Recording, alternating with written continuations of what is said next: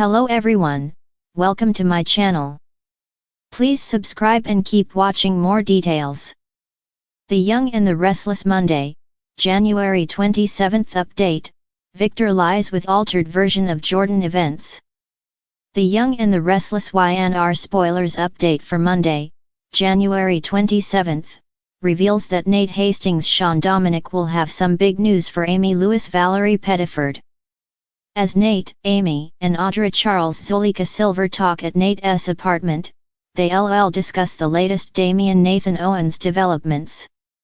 Once Nate admits Damian owns the parent company behind the businesses he works for, Amy will be blown away.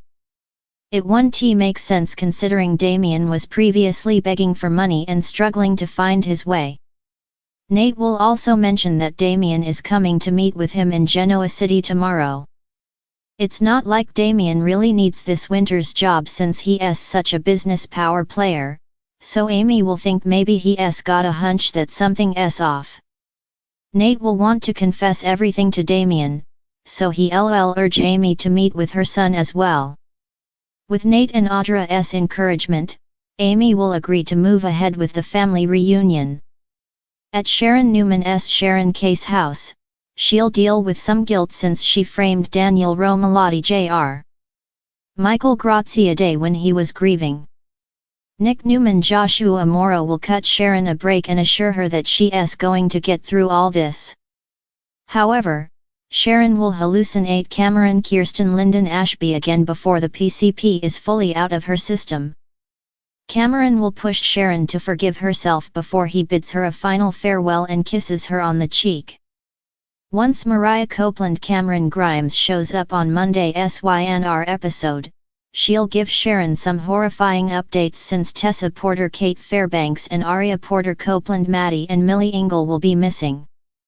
Up at the main house, Victor Newman Eric Braden will lash out at Claire Newman Haley Aaron, Nikki Newman Melody Thomas Scott and Victoria Newman Amelia Heinel for trying to handle Jordan Colleen Zenk without his knowledge.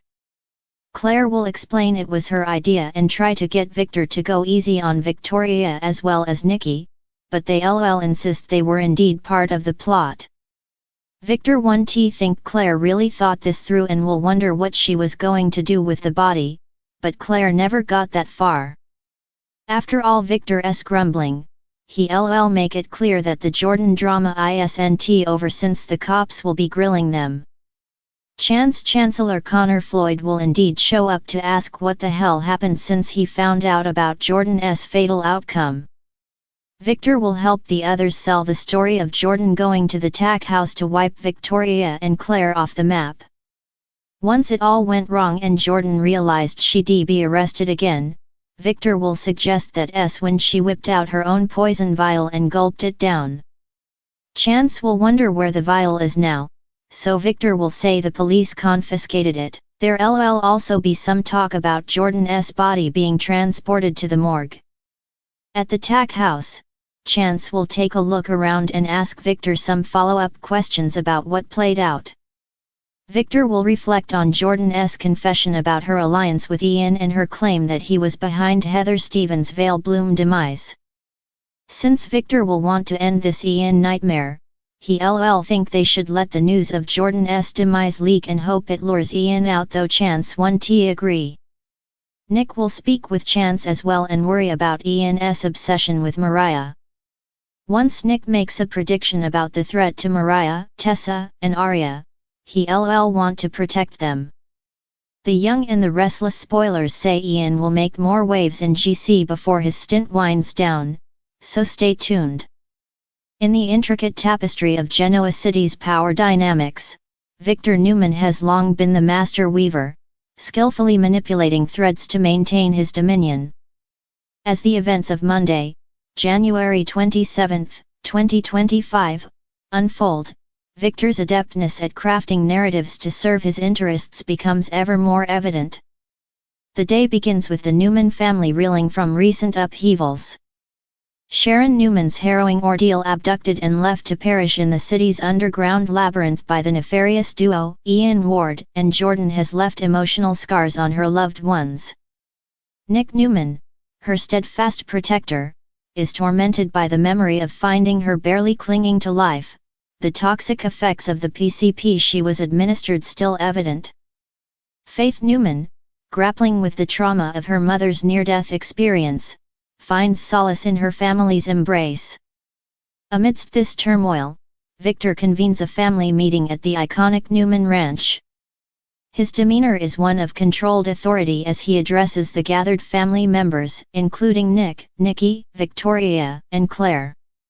He recounts the sequence of events leading to Sharon's rescue, but with a distinctive twist, one that subtly shifts the narrative to bolster his own image and protect the family's legacy. In Victor's version, his intelligence network had been monitoring Ian Ward's activities for weeks, anticipating a potential threat. He claims that upon discovering Ian and Jordan's plot against Sharon, he orchestrated a covert operation to track their movements.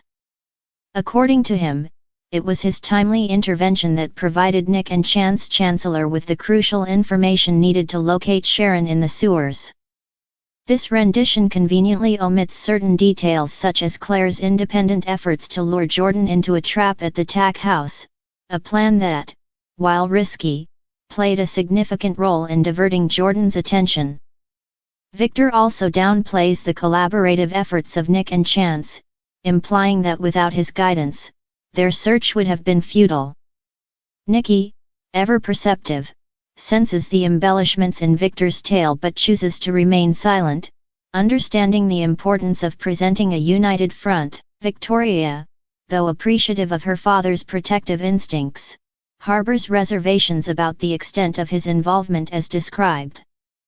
Claire, having faced Jordan directly, knows firsthand the complexities of the situation but recognizes the futility of challenging Victor's narrative in this setting. As the family disperses, each member is left to grapple with their own version of the truth. Nick, while grateful for his father's support, is haunted by the what-ifs. What if they had acted sooner? What if they had recognized the signs earlier? Nikki reflects on the moral compromises they've made in the name of family loyalty. Victoria contemplates the balance between upholding the Newman legacy and acknowledging individual contributions. Claire, the newest member of the Newman clan, ponders the intricate web of alliances and secrets she's now entwined in. In the aftermath, Victor retreats to his study, gazing out over the sprawling estate. He understands the power of narrative, the ability to shape perceptions and, in turn, reality. By presenting an altered version of events, he's not merely protecting his family, he's reinforcing the Newman legacy, ensuring that, in the annals of Genoa City's history, the Newmans remain the protagonists of their story. Yet, beneath this calculated exterior lies a man acutely aware of the fragility of his empire. The return of adversaries like Ian Ward and the emergence of wild cards like Jordan serve as stark reminders that control is an illusion, and power must be continually asserted. Victor knows that while he can influence the narrative, he cannot dictate its every turn. The events of this day have reinforced his resolve to remain vigilant, to anticipate threats before they materialize, and to ensure that the Newman name remains synonymous with strength and resilience. As the sun sets over Genoa City, the Newman family is left to navigate the delicate balance between truth and perception, each member carrying their own version of the story, each grappling with the roles they've played in this unfolding drama. And at the center of it all stands Victor Newman, the master storyteller, ever ready to rewrite the narrative to safeguard his legacy.